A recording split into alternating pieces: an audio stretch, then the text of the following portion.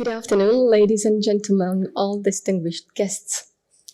It is an honor and a real pleasure to be here with all of you, with the research group members, with professors, Professor Wiels especially, and also with the PhD students, and I'll explain why while during the, 15th slide. The right to privacy in the digital age is a very, very challenging and inspiring topic because of several reasons. As for the specific terms, now during the break, I said that at the beginning of the project this year, I wanted to choose another topic for the article. Then I chose another one, and if it was now to choose the topic for a specific article, of course, I would choose another one because there's still something going on online, not only in Slovakia, but also especially in Slovakia. Although being a very small country, because of online world, the physical one seems to be smaller than it really is. Finally, the topic that I've chosen for the article is the right to privacy and freedom of expression in digital era in relation to public figures. There are many databases, there are many comments, many articles in relation to this topic. That's why I've chosen to focus on Strasbourg and Slovak constitutional case law. And the reason why I've chosen finally this topic is the fact that there is a very hot issue in Slovakia that regards also constitutional court decision, but also other courts. And it includes the looking for balance in relation to the right to privacy of our head of state and freedom of expression of our member of parliament. Last time when we met, like this composition, I finished my presentation by saying that protection offline is comparable as for legal basis to protection online. That the fact that there is digital world, it doesn't mean that the protection itself, the aim is different. And it is the same for looking for the balance. And if we do research of the right to privacy and freedom of expression. First, as for today's presentation, I'll have some part focusing on right to privacy, then especially in digital era, especially in relation to public figures, and then freedom of expression, again, in digital era, and especially in relation to public figures. And the final part of my today's presentation will be given to the case that I've already mentioned. So, right to privacy. We all know, because of the last conference as well, that there is no generally accepted, in legal terms, definition of privacy. Nevertheless, it is included, the right to privacy, in almost all the national and international documents. As for my today presentation and also as for the article, I refer to the right to privacy as a fact that individuals have their personal autonomy and identity, which deserves protection from outside interference, and this protection in the legal terms should be provided by state. When we talk about digital era, of course, it is not only about physical world, but also about your name, your honor, and data, even metadata. But I'm not going to cover this topic nowadays. I'll focus on honor and name that is threatened much more intensively within digital world. Because as if the digital world had different time, different space, different type of control, also because sometimes people think that they cannot be traced back their behavior online as if it was not traceable back to their conduct, and that's not true. Nevertheless, the way how we approach digital world, what we do there, what we intentionally sometimes do there, is influenced by the fact how we how we see the digital world working. Nevertheless, despite all those different aspects, the fact that when you put something online, you can see it, you put it there in Slovakia, you can see it in Australia within a second, what previously took much more time to get from one place to another. And it has already been mentioned today, as for the control, when you put something online, of course, theoretically, you've got the right to be forgotten. Nevertheless, technically speaking, forget about the right to be forgotten. And as for anonymity, well, it might be a problem it is not a problem to find the IP address, it is a problem to find the person who was sitting there at the particular time. Nevertheless, the issue of anonymity is not the subject of my presentation today either. So let's move to the case law that I've mentioned that I would focus on today. Right to privacy in digital era in relation to public figures. I've got good or bad luck now that Professor Koltai has already explained the von Hanover number 2 factual basis. What I would like to focus on or to stress especially is the fact that even public figures, even elected public figures, that was not the case here, have legitimate expectation that his or her private life is protected. And it was clearly said so already 10 years ago. What is different if we consider right to privacy in digital era is the fact that 20 years ago, there might be a problem to get to information. Nowadays, you have much more information that you are able to process. Therefore, it is very important to be able to select the information that you trust. And what is even more important, that sometimes is provided and given online, not seriously.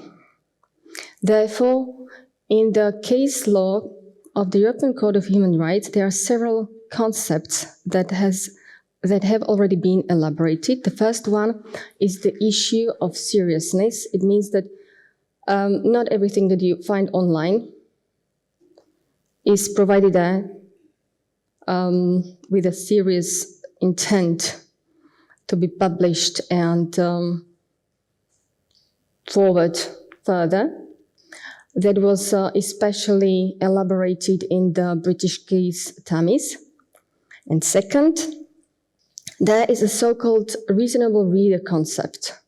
It is actually the same point of view, or the same subject that is the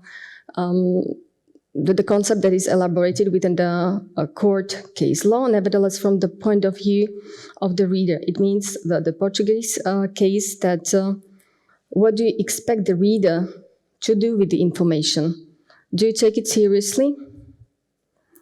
How much of the information that you find online do you take, you personally, do you take it seriously? I'm not talking now about scientific articles, about reviews. I'm not talking about proved information from academic resources. I'm talking about all the information that is given online and that you read sometimes that you only, by chance, get into your mind by looking at the title. So these are two concepts that have been already elaborated in the Strasbourg case law.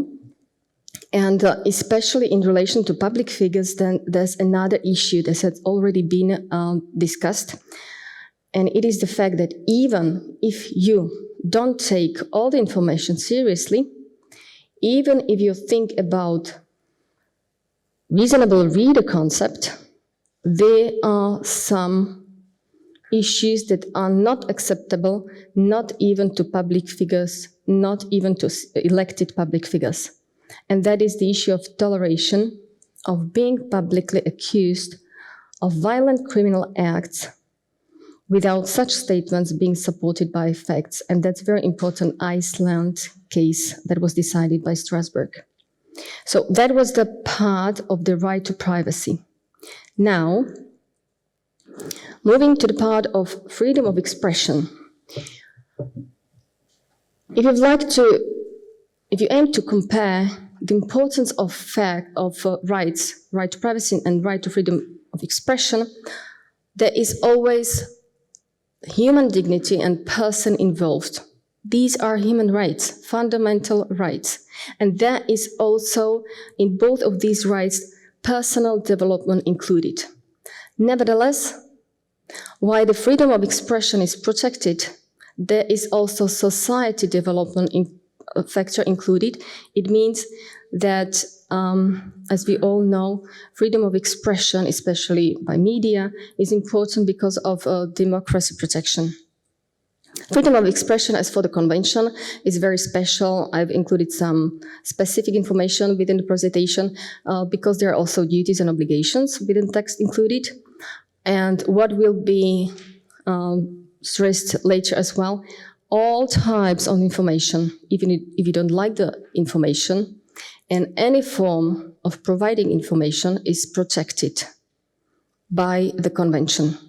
Nevertheless, there is one very important article within the convention, and that's Article 17.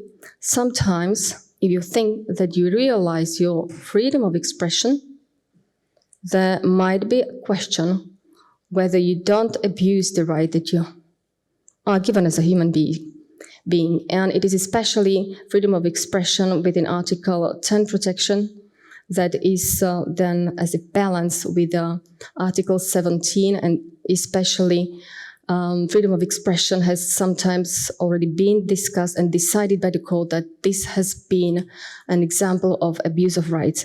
Nevertheless, from the time being, the court in Strasbourg focuses much more, as for Article 10 protection, on the limitation clause than on the abuse of rights clause. You already know that as for paragraph 2 of Article 10, there are 5 steps to be checked by Strasbourg: the issue of interference, the scope of the right protected, the issue of legality, whether the act has been in accordance with law, the issue of legitimate aim, that is not so much controversial, and the most important step, the proportionality. It is elaborated within the article. I'm not going to discuss it in details now. As soon as it is published, I'll be happy if you read the article. Apart from this limitation clause, the usual way how the court decides or analyzes the interference is the issue or the methodology of what has been said about who and by whom, sometimes even when and how. But these 3 steps are being very often elaborated. So what online, offline, it doesn't matter. There's the basic distinction. It is that whether you provide information, facts, or opinions, valid judgments. Nevertheless, despite this original division of the types of information that is provided, it has already been confirmed, and I've chosen Feldek because it's Slovak case, that valid judgment may be excessive if there is no factual basis to support it. And I've chosen it because of the current hot issue case that includes our head of state. It is true, as has been very famously said in Lingen's Austrian case,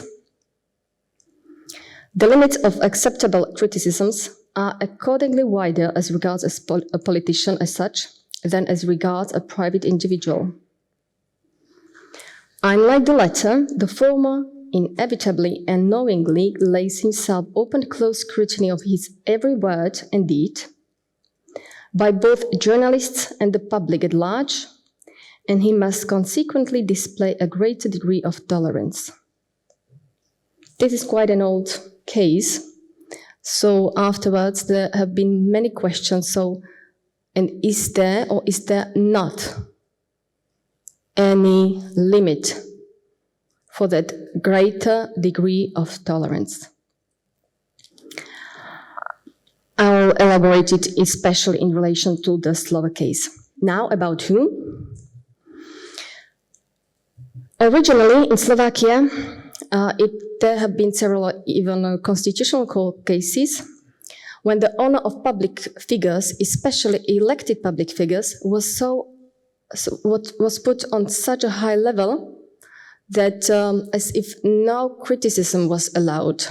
And of course, it got to Strasbourg, and Strasbourg said, sorry, not acceptable. Freedom of expression has to be, of course, there has to be a balance, but you cannot say in general that elected public figures are protected and there cannot be any criticism. So Slovak Constitutional Court got clear no from Strasbourg, and I've included into my article also case law concerning France, because there was a special legal act protecting head of state, and the cases are called Colombani and Eon. These cases were tried to, supported by arguments from the part of France, by the fact that interstate relations are very important, and that defamation of a head of state might influence the interstate relations as well. It is not only about the person, it is about the state. Nevertheless, the legal act especially included also criminal offences punishment afterwards, so it was not acceptable for Strasbourg, and Strasbourg said you cannot criminally hold responsible somebody for criticizing head of state. So there was clear no from Strasbourg as well. And of course, I presume that all people from Poland know the Sanotsky case, where the issue about distinguishing person who holds a function within a state is very important, because it is not only about the function as such, it is about the trust of the public, how the function is exercised. And if there are statements that underdig your reputation, then you lose, especially online, the trust of the public very easily. So, of course, the public interest about dissemination of information is very important. Nevertheless, the balance has to be found in every single case, because, especially as for digital world, public opinion is not a professional just opinion, firmly distinguishing between facts and value judgments. Reasonable reader of online comment is not professional judge distinguishing what it is about, and that is different online, but it is the same offline. If there is something published, who decides what it is if it does not get to a court? And the third subchapter, by whom? Of course, Kastel's case, especially opposition members must be protecting, their freedom of expression, because protection of freedom of expression is protection of democracy.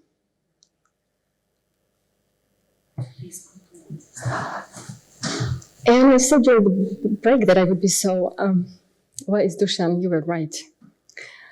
Okay, because as for that helps a lot, the digital world, because your communication towards voters is much more effective. There is bigger engagement of citizens. They are not only passive recipients. So, Slovak case study. There have been 3 decisions. All 3 are upon interim measures, not on the merits.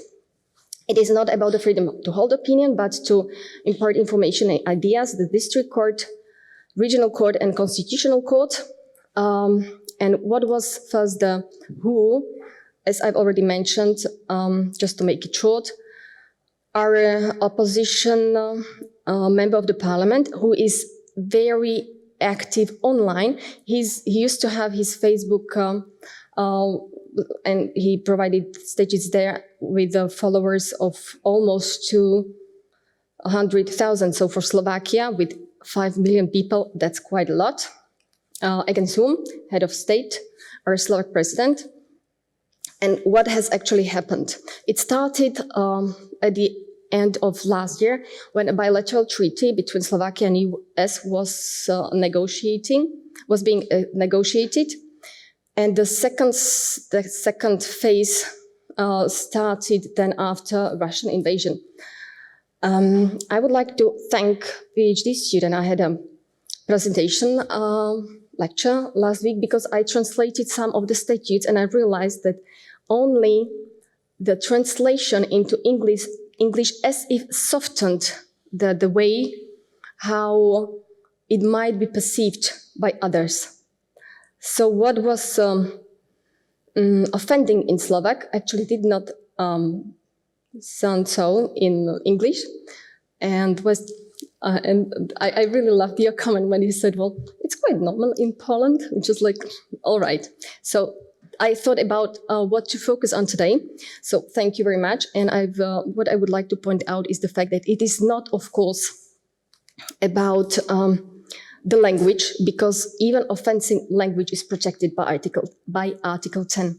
Nevertheless, what the court, all of them, the first two, focused on was the fact that what is the aim of those statutes.